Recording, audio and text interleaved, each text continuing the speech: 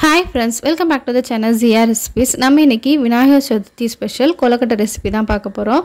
இந்த கொலக்கட்டை சூப்பர் சாஃப்ட்டா இருக்கும். அதே மாதிரி விரிசலும் விடாது. நீங்க அடுத்த நாள் வச்சு சாப்பிட்டாலும் இதே மாதிரி சாஃப்ட்னஸோட தான் இருக்கும். இந்த கொலக்கட்டைக்கு வந்து நீங்க அரிசி வந்து காய வைக்கணும்னு தேவையில்லை, அரைக்கணும்னு தேவையில்லை. நம்ம வீட்லயே ட்ரெடிஷனலான மெத்தட்ல எப்படி செய்யலாம்ங்கறத பார்க்கலாம் இன்னைக்கு. இது செஞ்சு பாத்தீங்கன்னா கண்டிப்பா இதே மாதிரி தான் எப்பவுமே நீங்க கொலக்கட்டை செய்வீங்க. கண்டிப்பா ட்ரை பண்ணி பாருங்க. இப்போ இதுக்கு வந்து ஃபர்ஸ்ட் நம்ம அரிசி ஊற வச்சுக்கலாம். அரிசி வந்து பச்சரிசி எடுத்துக்கலாம். பச்சரிசி வந்து 200 கிராம், அதாவது 1 கப் அளவு நான் எடுத்துக்கிறேன். இது கிட்டத்தட்ட 200 கிராம் அளவு இருந்தது. ஃபர்ஸ்ட் அரிசியை நல்லா 2-3 டைம் கழுவிட்டு இதை நம்ம நல்ல தண்ணி ஊற்றி ஊற வச்சுக்குவோம். 1.5 மணி நேரத்துலேருந்து 2 மணி நேரம் வரையும் இதை நல்லா ஊற வச்சுக்கலாம். இப்போ இந்த 2 மணி நேரம் நான் ஊற வச்சேன். நல்லா அரிசி ஊறிடுச்சு பாருங்கள். இப்போ இந்த மாதிரி அரிசி ஊறினதுக்கப்புறமா தண்ணியெல்லாம் வடிச்சிட்டு இதை நம்ம அரைக்கிறதுக்கு மிக்ஸி ஜாரில் சேர்த்துக்குவோம். இப்போ இந்த மிக்ஸி ஜாரில் அரிசி சேர்த்ததுக்கப்புறமா 1 டீஸ்பூன் உப்பு, அதுக்கப்புறம் நம்ம அரிசி எடுத்தோம்ல அதே கப்பில் 1/2 கப் அளவு தண்ணி சேர்த்து இதை நல்லா நைஸாக அரைச்சி எடுத்துக்கணும். உங்களுக்கு கொரக்கொரன்லாம் இருக்கக்கூடாது. பாருங்கள், பார்க்கவே மாவு வந்து சூப்பராக இது வெண்ணெய் மாதிரி இருக்கணும். இந்த மாதிரி இருந்தால் தான் நம்மளுக்கு சூப்பர் சாஃப்டான கொலக்கட்டை வரும். பாருங்கள், இந்த மாதிரி இருக்கணும். மாவு வந்து நெருநெருலாம் இருக்கக்கூடாது. இதை அப்படியே வச்சுட்டு இப்போ இன்னொரு கடாயில் 1 டீஸ்பூன் நெய் சேர்த்துக்குவோம். நம்ம நெய்க்கு பதிலாக நல்லெண்ணெய் கூட சேர்த்துக்கலாம். இப்போ இதுக்கப்புறமா நம்ம அரைச்சி வச்ச அரிசி மாவை எடுத்து ஊற்றிட்டு அதோட 1 கப் அளவு தண்ணி சேர்த்துக்குவோம். நம்ம எந்த கப்பில் அரிசி எடுத்தோமோ அதே கப்பில் 1 கப் அளவு. நான் வந்து மிக்ஸி ஜாரை கொஞ்சம் கழுவிட்டு அந்த தண்ணியை சேர்த்துருக்கேன். இப்போ ஃப்ளேமை வந்து மீடியம் ஃப்ளேமில் வச்சுட்டு, அதாவது மிதமான தீயில் வச்சுட்டு இதை உடனே கிளற ஆரம்பிச்சிருங்க. இல்லாட்டி கட்டி கட்டியாக பிடிக்க ஆரம்பிச்சிடும். அதனால் உடனே ஒரு கரண்டியை வச்சு நல்லா மிக்ஸ் பண்ணிக்கிட்டே இருங்க. இப்போ இந்த மாதிரி நல்லா ஒரு 2 நிமிஷத்துலேயே பார்த்திங்கன்னா உங்களுக்கு எல்லாமே ஒன்றா குக் ஆகி நல்லா இந்த மாதிரி அரிசி மாவு வந்து பந்து பந்தாக வரும். ஸோ பாருங்கள், இப்போ பாருங்கள் 2 நிமிஷத்துலேயே இந்த மாதிரி வந்துடும். ரொம்ப அதிக நேரம்லாம் எடுத்துக்காது. இப்போ இந்த மாதிரி ஆனதுக்கப்புறமா நல்லா ஃபுல்லாக எல்லாத்தையும் ஒன்றா சேர்த்துட்டு நம்ம இந்த ஃப்ளேம் ஆஃப் பண்ணிவிட்டு இதை அப்படியே இறக்கி வச்சிட வேண்டியதுதான். ஏன்னா இது கொஞ்சம் ஆறினதுக்கப்புறம் நம்ம இதை பிசைஞ்சிக்கலாம். அதாவது கை பொறுக்கிற சூடு வந்ததுக்கப்புறம் இதை பிசைய ஆரம்பிச்சிடுவோம். நான் வந்து ஒரு 10 நிமிஷத்துக்கு அப்புறம் இதை பிசைய ஆரம்பித்தேன். அதுக்கு வந்து கையில் கொஞ்சம் ஒட்டாமல் இருக்கிறதுக்காக ஒரு டீஸ்பூன் நல்லெண்ணெய் கையில் சேர்த்துட்டு இதை ஃபுல்லாக நல்லா பிசைஞ்சுக்கோங்க. சப்போஸ் உங்களுக்கு தண்ணி அதிகமாகிடுச்சு அப்படின்னா லைட்டாக ஒரே 1 டீஸ்பூன் அரிசி மாவு தூவிட்டு இந்த மாதிரி பந்து மாதிரி பிசைஞ்சு வச்சுருங்க. இப்போ நல்லா பிசைஞ்சாச்சு. இதை அப்படியே நம்ம மூடி வச்சுருவோம். அதுக்குள்ளே பூரணம் ரெடி ஆகட்டும். துணி வந்து ஈர துணி போட்டு மூடி வைக்கணும், இல்லாட்டி மேலெல்லாம் காய ஆரம்பிச்சிடும். இப்போ இதை அப்படியே மூடி வச்சுட்டு நம்ம இன்னொரு பேனில் வந்து 1 கப் அளவு மண்டை வெல்லம் சேர்த்துக்குவோம். அதாவது வெல்லம். இந்த 1 கப் அளவு வெல்லத்துக்கு 1 கப் அளவு தண்ணி சேர்த்துக்குவோம். இது வந்து வெல்லத்தை வந்து கரைக்கிறதுக்காக தான் இந்த மாதிரி சேர்த்துறோம். இதை மீடியம் ஃப்ளேமில் வச்சு வெல்லத்தை நல்லா கரைச்சி எடுத்துக்குவோம். இப்போ பாருங்கள், வெல்லம் நல்லா கரைஞ்சிருச்சு. கரைஞ்சதுக்கப்புறமா இதை நம்ம அப்படியே ஒரு ஓரமாக வச்சுட்டு இன்னொரு பேனில் 1 டீஸ்பூன் நெய் இல்லாட்டி நல்லெண்ணெய் எது உங்களுக்கு பிடிக்குமோ அது சேர்த்துக்கோங்க. நான் வந்து நெய் பிடிக்கும் அப்படிங்கிறனால 1 டீஸ்பூன் நெய் சேர்த்துருக்கேன். இந்த நெய்யில் வந்து 1 கப் அளவு தேங்காய் துருவி எடுத்திருக்கேன், அதை சேர்த்துக்கலாம். கப்பில் வந்து நான் நல்லா அழுத்தி தேங்காய் துருவலை எடுத்திருக்கேன்.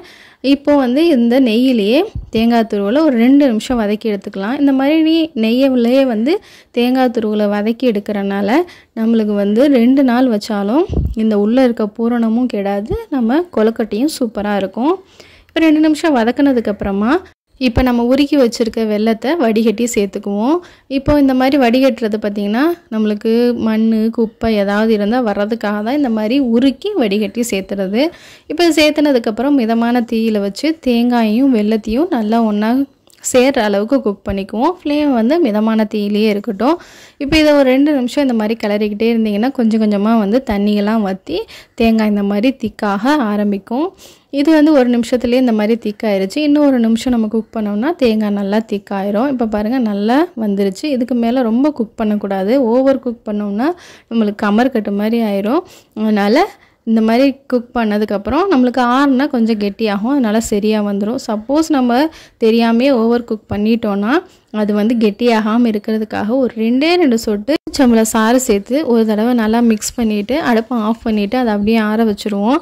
இப்போ நம்ம பிசைஞ்சு வச்சுருக்க மாவை எடுத்து பார்ப்போம். பாருங்கள் எவ்வளோ சாஃப்டாக, சூப்பர் சாஃப்டாக நல்லா மெத்து மெத்துன்னு இருக்குது. இது வந்து கொலக்கட்டையும் இதே மாதிரி சாஃப்டாக வரும். இப்போ நான் ஃபஸ்ட்டு வந்து ரவுண்டு கொலக்கட்டை பிடிச்சி காமிக்கிறேன்.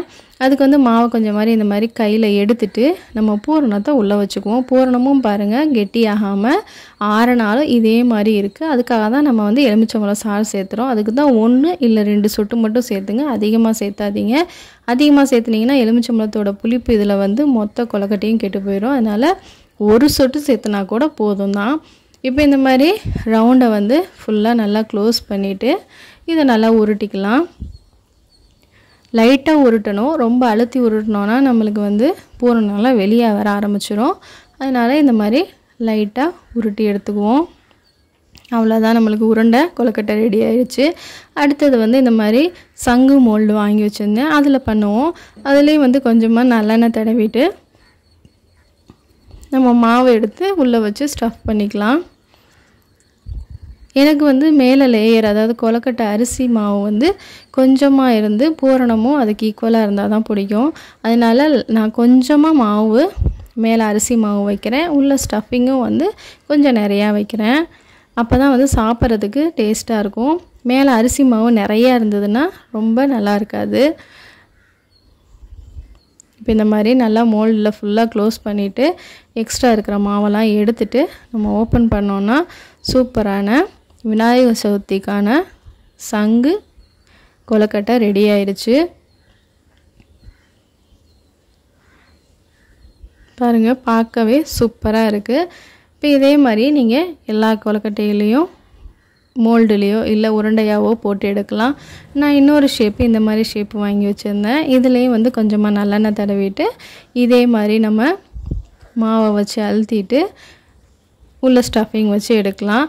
மாவு ரொம்ப கையில் ஒட்டுற மாதிரி இருந்துச்சு, இல்லை கொஞ்சம் காயிற மாதிரி இருக்குது அப்படின்னா லைட்டாக இந்த மாதிரி தண்ணி தொட்டு தொட்டு எடுத்துக்கோங்க. ஏன்னா கொஞ்சம் நேரமாக மாவு காய ஆரம்பிக்கும் நம்ம எல்லா உருண்டைகளையும் போடுறதுக்குள்ளே.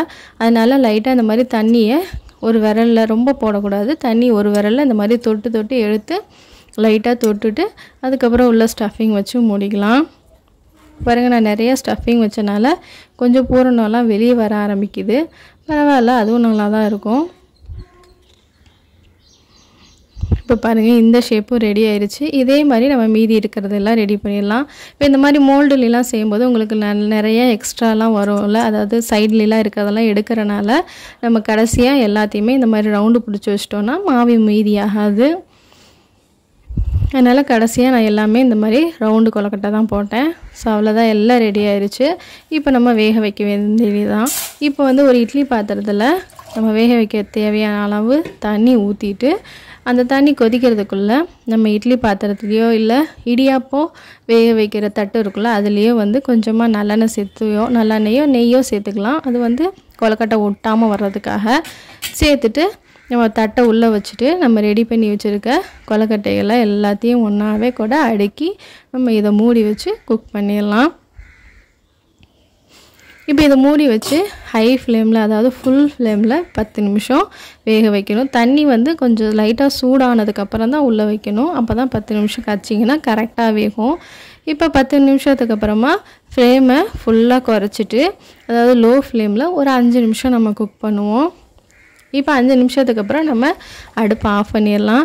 திறந்து பார்த்தா நம்மளுக்கு ஃபுல்லாக நல்லா சூப்பராக கொலக்கட்டை வெந்து ரெடி ஆயிடுச்சு. இதை இப்போயே எடுத்தோன்னா நம்மளுக்கு உடைய ஆரம்பிக்கும். அதனால் இதை அப்படியே மூடி வச்சு லைட்டாக ஆறுனதுக்கப்புறமா நம்ம இதை எடுத்துக்குவோம். நான் ஒரு 5 நிமிஷத்துக்கு அப்புறம் இதை எடுத்தேன். இப்போ பாருங்கள், சூப்பரான கொலக்கட்டைகள் நம்மளுக்கு ரெடி ஆயிடுச்சு. கையில் பிடிக்கும் போதே ரொம்ப சாஃப்டாகவும் ரொம்ப சூப்பராகவும் இருக்குது. பாருங்கள், அமுத்தும் போதே உங்களுக்கு தெரியும். இதே சாஃப்ட்னஸ் வந்து உங்களுக்கு அடுத்த நாள் வரையும் இருக்கும். கண்டிப்பாக இந்த மாதிரி மெத்தடில் செஞ்சிங்கன்னா உங்களுக்கு அடுத்த நாள் வரையும் இதே சாஃப்ட்னஸோடையும் சூப்பர் டேஸ்ட்டோடையும் இருக்கும். கண்டிப்பாக நீங்கள் எல்லோரும் இந்த மெத்தடை ட்ரை பண்ணி பாருங்கள். ட்ரை பண்ணி பார்த்துட்டு உங்களோட ஃபீட்பேக்கை கமெண்ட் செக்ஷனில் சொல்லுங்கள். உங்களுக்கு இந்த வீடியோ பிடிச்சிருந்துச்சுன்னா என் சேனலை சப்ஸ்கிரைப் பண்ணிக்கோங்க. இன்னொரு இன்ட்ரெஸ்டிங்கான வீடியோவில் உங்கள் எல்லாரையும் சந்திக்கிறேன். அது வரையும் டேக் கேர், பை பாய்.